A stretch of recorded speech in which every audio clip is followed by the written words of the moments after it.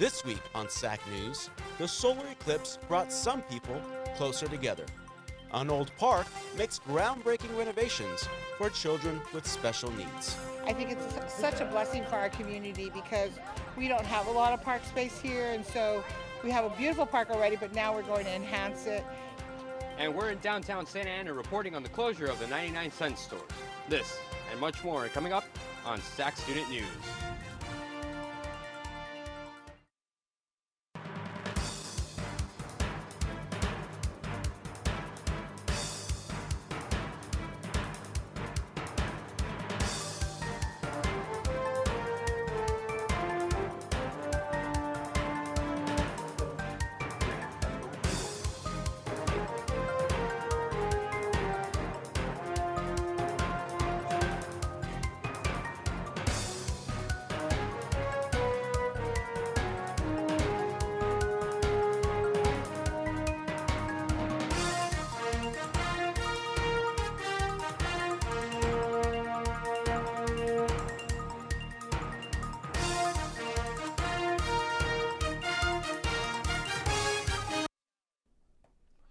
Hello, and welcome to this edition of SAC News. I'm Caleb Tessitore. And my name is Townsend Gigi Fan. Thank you for joining us.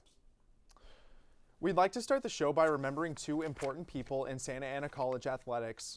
Women's soccer coach Jody Kaufman passed away over the weekend. Dr. Kaufman was the assistant professor in the exercise science, health, and athletics program, who had been a member of the Santa Ana College facility since the year 2000. Dr. Kaufman received many accolades over the course of her career, one of them being named the Orange Empire Conference Coach of the Year Award, and was also nominated for the Distinguished Faculty Award back in 2006 and 2009. But her most notable award was being a champion for the students. Our hearts and prayers are with the Kaufman family and the student athletes and colleagues she positively impacted over the years. Services are pending. And our condolences to the family of SAC Hall of Fame baseball coach Don Sneddon. Don Sneddon died following an aggressive form of cancer earlier this week. A statement from SAC Athletic Director Mary Haggerty said, "Don's presence and wonderful storytelling will be missed by everyone lucky enough to know him. Our thoughts and prayers are with the Sneddon family and all the student athletes and colleagues he impacted over his storied career." Sneddon was hired as the coach for Santa Ana College baseball around the year 1981.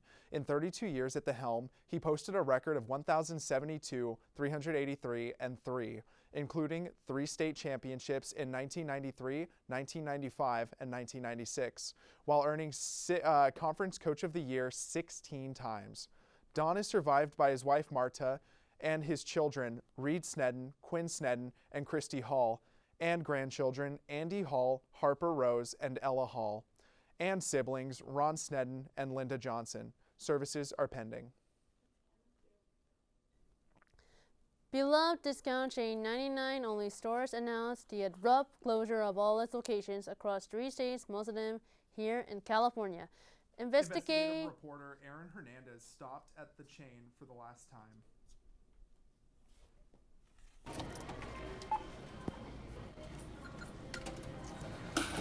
Discount giant 99 cents only stores sent shockwaves across the U.S., stunning shoppers and financial experts. The chain is scheduled to permanently close 371 stores across Nevada, Arizona, Texas, and California. Liquidation sales began Friday, April 5th at all locations, including Santa Ana's store on Main Street, where residents could be seen carrying items in both arms for what could be the last time that they shop at this store. For a while, this store right behind me became the go-to shopping destination for many struggling Santa Ana residents following the closure and demolition of the Northgate Gonzalez Market on 4th Street last year. Now losing the 99-cent stores is another hit to Santana's wallets. Look, everything's so expensive now that I don't even know where to shop. But I hope they don't close it. We should do something about it.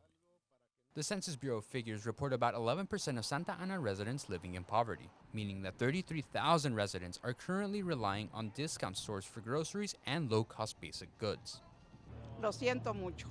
I feel it a lot. We're really tense because they're going to close this store out. We were really happy with any location of the 99-cent store because everything was on sale. The prices were really cheap, really accessible. The closure of the 99-cent store means that it's good news for other businesses around the area, as now customers can now direct their attention towards their stores like La Bamba, right back here.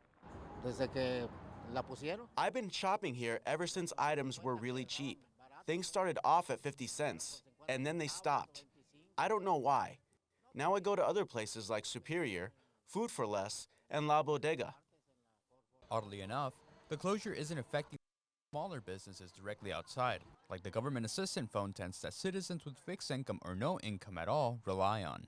We're capable of adjusting ourselves and finding a location that we could go to. Food for Less, social services office, any corner in Santa Ana, to be completely honest, and even the Los Angeles area. The company stated that legal and financial advisors have continued to look for ways to continue operations, but closure was the best option to protect financial assets. Businessman David Gold established the chain in 1982, which then faced financial hardships in the later part of the 2000s. 99-cent stores going out of business sales are expected to end on Friday. In Santa Ana, for SAC Student News, I'm Aaron Hernandez.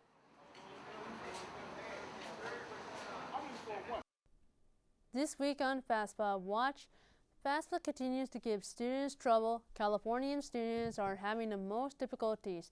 The National College Attainment Network's FAFSA tracker has shown California FAFSA completion decreased down to 43%. California has extended their FAFSA applications deadline to May 2nd to help students get their applications in. Enrollment has been affected due to many students choosing what college to attend depending on the financial aid and campus might provide. FAFSA released its latest version last March. Tony Lamb is still missing after being abducted from the 1400 block of Hunter Lane in Midway City on March 15th. Nan and Fee Wynn have been arrested in connection with Lamb's kidnapping and have not entered a plea deal as of yet. The victim's whereabouts are unknown. He is 5'7" and weighs 145 pounds and was last seen wearing a dark-colored shirt and blue jeans. If anyone has any details regarding the disappearance of Tony Lamb, they are urged to contact the Orange County Sheriff's Dispatch at the number posted below. Our thoughts are with him and his family.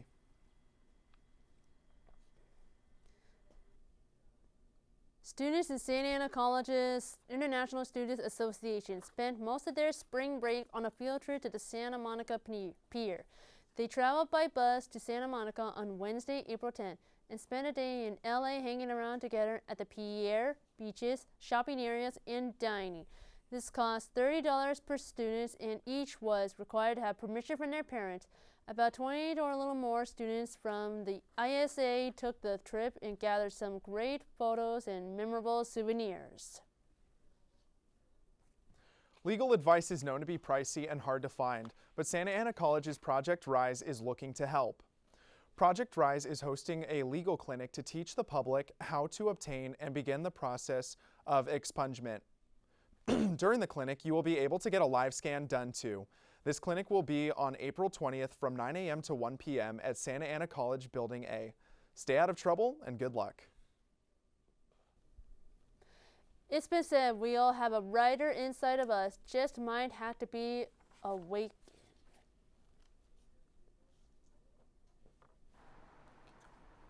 Here's your chance to wake up the writer or poet in you. On April 24, the Santa Ana Public Library will be hosting a free poetry and memoir writing class. The class starts at 6 p.m. and runs for an hour and a half. The class will be taught by a writing professor. To register, go to the link below and fill out the form.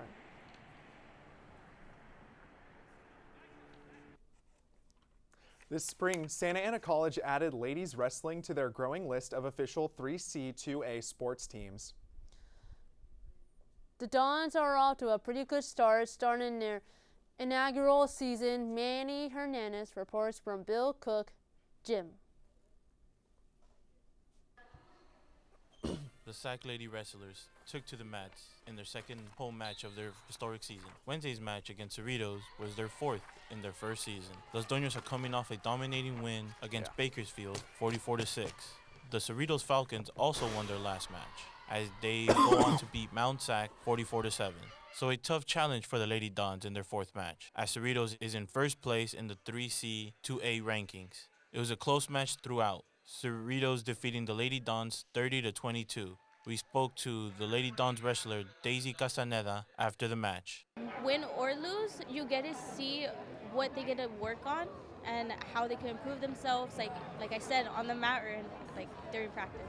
The Lady Dons wrestler Stephanie Zamora pulled off the unthinkable as she defeated Cerritos' Lucy Guadarrama, last year's state champion, by pinfall. Big time win for Zamora, as Guadarrama came into the match with a record of 12-4. Felt pretty good. I was really nervous. I was probably gonna cry from nerves at the beginning, but it felt, once I got the rhythm and everything, felt really good. So hopefully if I see her at state again, it'll be a good match again, yeah. Make sure to come and support the Lady Dons. From Santa Ana College, I am Manny Hernandez with SAC News.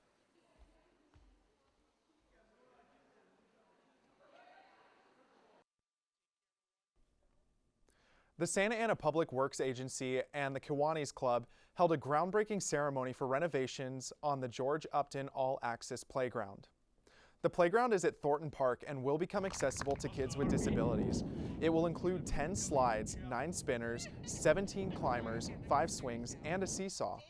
The project will also repave and add new lights to the nearby basketball courts.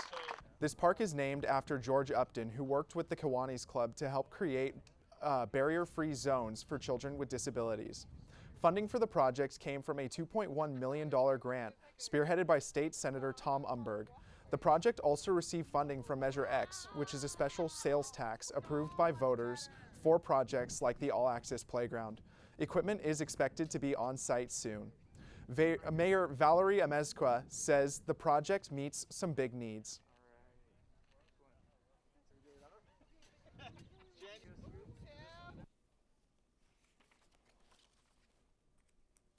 I think it's such a blessing for our community because we don't have a lot of park space here, and so we have a beautiful park already, but now we're going to enhance it and then make it better for our children with special needs.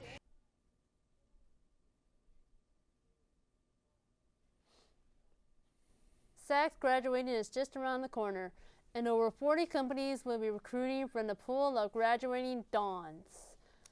Mark your calendar for SAC Employment Summit 2024. The event is scheduled for Thursday, April 25th, 2024, starting at 10 a.m. to 1 p.m. This event helps Dons connect directly with potential employers, community organizations, and work centers that are all offering job opportunities, internships, and valuable work-based learning prospects.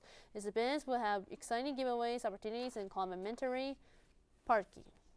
For more information, please contact the Career Center at 714-564-6254. Dress to impress.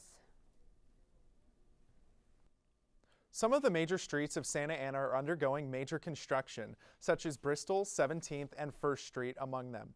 The city is repairing the roads, replacing bridges, and adding a streetcar. The city of Santa Ana plans to spend nearly $38 million on the repairs and has started heavy construction on these streets, resulting in significant traffic slowdowns all throughout the city. The Santa Ana Police Department is providing a community emergency response team training for Santa Ana resident participants who get to learn about fire safety, emergency medical care, and earthquake preparedness. The goal is to help you and help others until help arrives. It's a 7-night program beginning from April 2nd to May 14th, happening every Tuesday from 6:30 p.m. to 9 p.m. at Centennial Regional Park. Spots are limited on a first-come, first-served basis. SAC Art Walk's gallery at the Santora building opened to the public this month. The gallery displays an array of local artists in all mediums: photography, art, and drawings. SAC News' Sarah Guzman took a look at all the arts and spoke to the artists at the gallery. We took a walk through the downtown art galleries and we met some of the artists in here, and they show us some of their work. I was invited to have a solo show here by Renee Ortiz, and this is her gallery. And it was the first time I've been asked to show a body of work, and I do contemporary realism, and these are all people that have a story. My show is called People Watching, and I just think people from all walks of life have just interesting stories. Sometimes you look at a portrait and wonder what the backstory is. That's why Mika was here, to share some of those stories with us by way of her chalk and pastels drawings.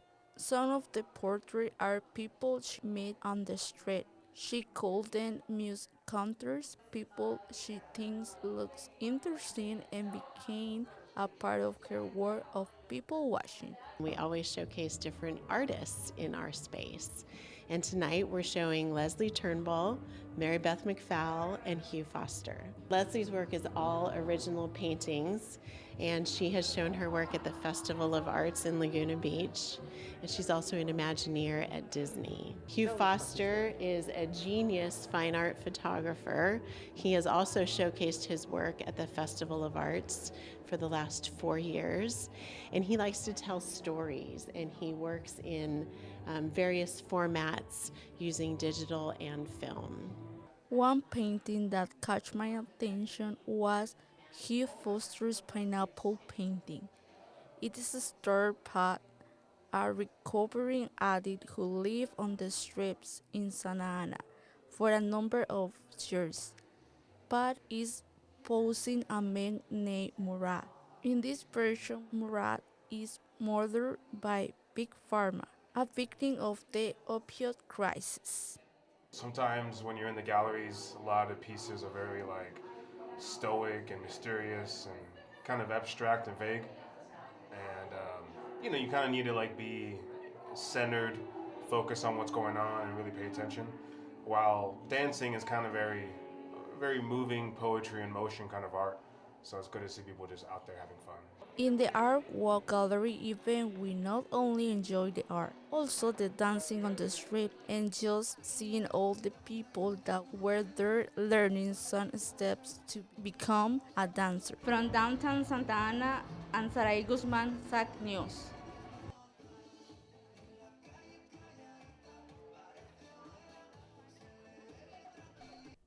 If you want to visit the next art walk, it takes place Saturday, May 4th. Visit them in 207 North Broadway, Suite Q, in Santa Ana, California, 92701. This exhibition is made possible through donations by the Ed Fosmeyer's Memorial Scholarship. For more information, please go to the link below. Still to come, where to dump your toxic waste. In a progress on a damaged iconic landmark, don't go anywhere. You're watching a SAC Student News. I'll never forget the day our landlord called and said, "Read your lease. No pets allowed." My owner tells him my dog ate the lease, but that didn't work. And now I'm stuck in a shelter. But this pit bull is ready for a new crib. I'm loving, loyal, and play well with others. So don't be intimidated by all my muscles, because the biggest one I have is my heart. That's right, I said it.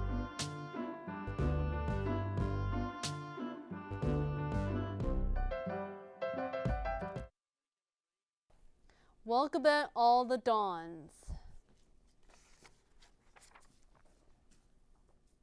Lyric Opera of Orange County is holding a limited free showing of Hansel and Gretel at the Yost Theater on May 11th and the 12th at 3 and 6:30 p.m. The show is 90 minutes long, sung in Spanglish paired with subtitles in both languages. To get your tickets, you can come by to the Digital Media Center to get the flyer with an AQR code, or you can go to Lyric Opera's website and use the access code CDSALOOC before checkout.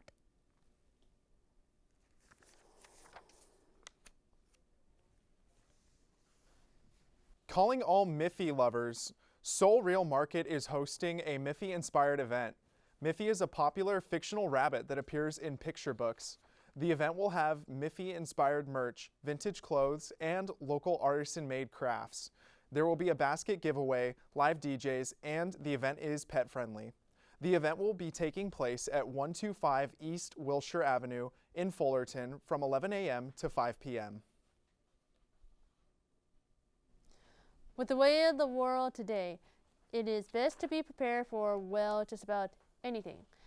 That's the idea behind the Santa Ana Senior Center is hosting free-to-self classes for anyone ages 18 and older.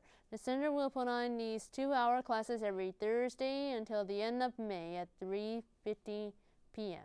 These classes will teach you the best techniques, improve movement for better health and wellness. Registration is required. For more information, you can call the number below. Jazz lovers rejoice.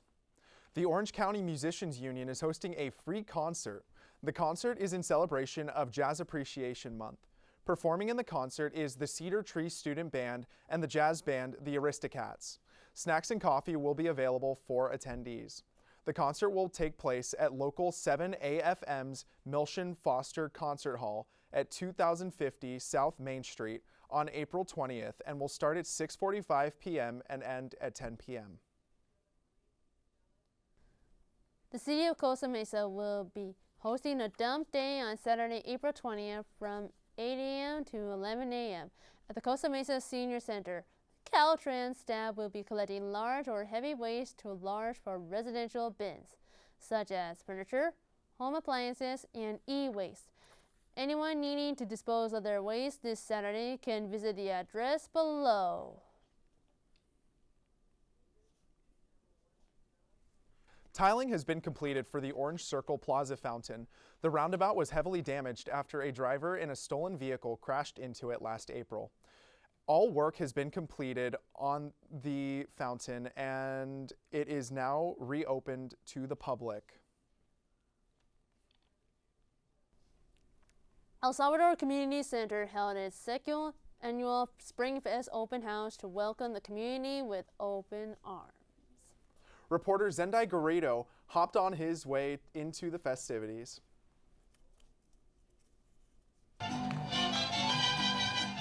And that is the sound of spring arriving with a great number of classes for the community into El Salvador Community Center.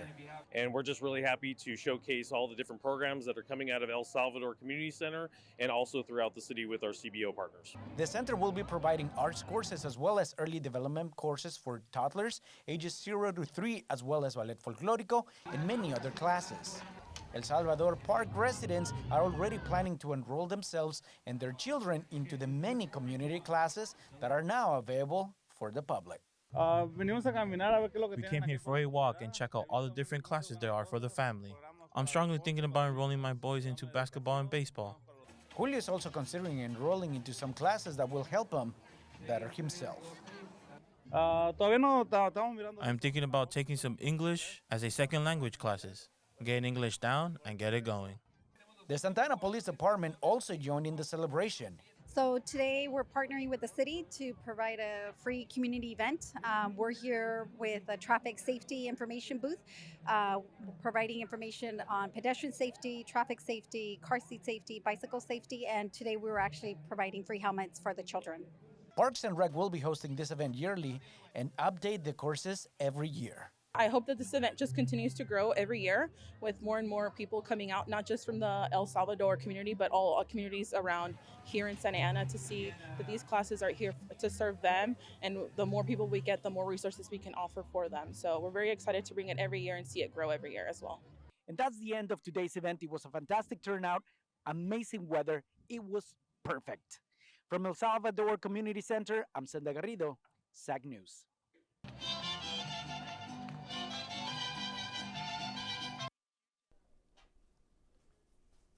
Dozens of people showed up to a park in Waco, Texas to watch the Great North American Solar Eclipse.